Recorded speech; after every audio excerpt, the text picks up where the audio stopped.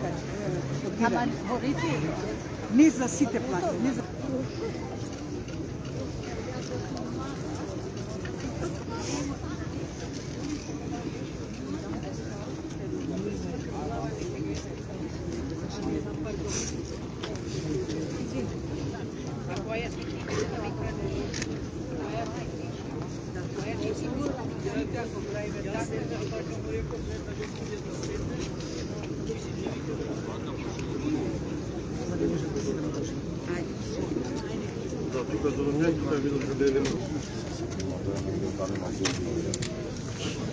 Сакал ли да кажеш многу ти е добра Па ништо пораката?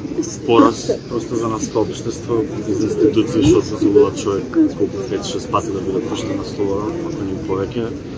И се работеле како што треба, ова немаше да се случи, денес немаше да бидеме тука. И просто, не знам, поразително што само слушаме нови жртви, нови. Малку почекаме на секоја раскрсница да положуваме цвеќиња за секој човек. Одговорност од колку? Пред се од фамилијата, што така израснала, му допуштила без водачка дозвола на свој 18 години да му дадат кола. Од институциите, што него не се справиле со него како што треба. Од таму барам да се почне, па после цел системот се менува, бидејќи секој 2-3 месеци слушаме некој како умира без потреба. Фала ти. Па, Сакали нешто да ни кажете? Некоја порака, што би сакале да испратите? Сега секој може да му се случи, дури на тие што не сакаат да им се случи. На крај на денот, она не е крива. Не е ни он до некој степен крив, неговите се криви што му дозволиле да го направи, со тоа што немал возачка, бил под дејство на алкохол и се сумиле дека бил под дејство на дрога. Мислиме дека реално само да се пазиме сите, дека не секој може.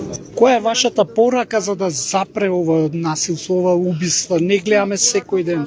Можеме да Ајде заедно. Да. Чекајте.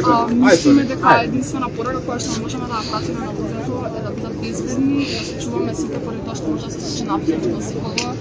И на крајот на денот, она не е крива, гасна млад живот, треба да биде казан за тоа што да, дефинитивно.